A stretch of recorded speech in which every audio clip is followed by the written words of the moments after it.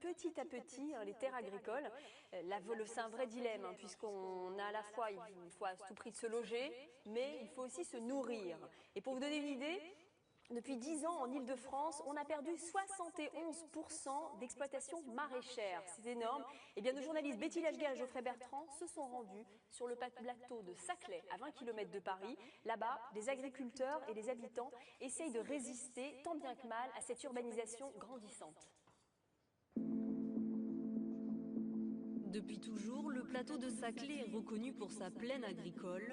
Bientôt, il le sera aussi pour sa Silicon Valley à la française.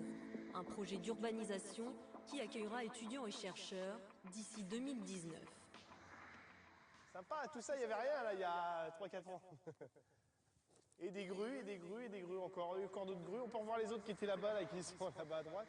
Toutes ces constructions grignotent peu à peu les cultures, comme celle de Pierre Botte, céréalier.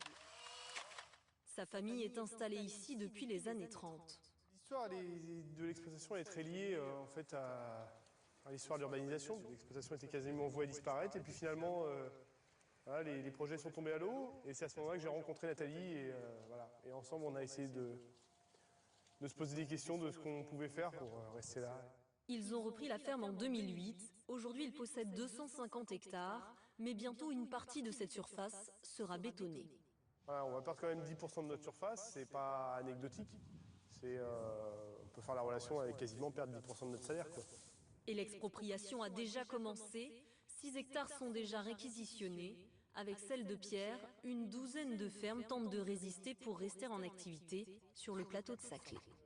Je ne suis pas pessimiste ni alarmiste, mais c'est le mot grignotage effectivement qui révèle bien le problème. On mange sans se rendre compte qu'on mange, et puis on mange mal.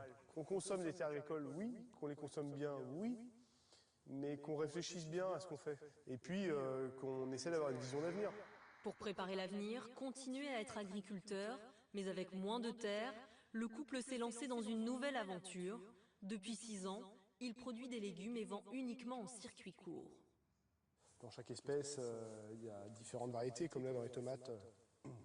Dans la céréale, on a déjà 7 variétés différentes, donc pour voilà, des formes différentes, des couleurs différentes, des goûts différents, bien évidemment. Ouais, on cultive plus de 300 variétés de légumes sur la ferme.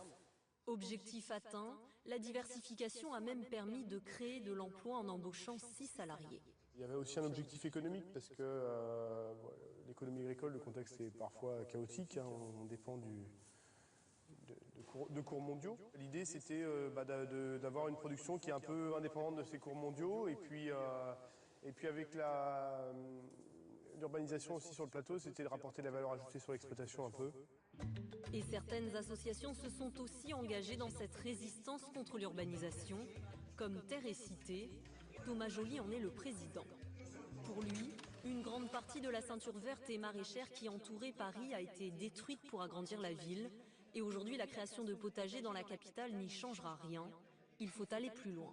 Aujourd'hui, on parle d'agriculture urbaine pour recréer une ceinture verte à proximité de la nouvelle urbanité telle qu'elle s'expose aujourd'hui. Donc oui, on ne fait que réparer les erreurs du passé ou on tente de recréer ce qui a déjà existé. Afin de défendre ces terres, les élus des villes du plateau ont voté une loi en 2010. Elle prévoit une zone de protection renforcée sur 2300 hectares. Sur cet espace, aucune urbanisation n'est possible. Une démarche soutenue par les habitants qui privilégie de plus en plus l'achat local. Le plateau de Saclay est quasiment une des meilleures terres de France. Donc je trouve ça très dommageable de construire autant, aussi bien pour la nature que pour justement pour les fermes. Les chiffres confirment ce grignotage. En Île-de-France, 1500 hectares de terres agricoles sont effacés de la carte chaque année. Et 25% des agriculteurs ont disparu en 10 ans. Ouais, Maya qui arrête pas avec sa glace, c'est pas possible. Mais il va falloir que je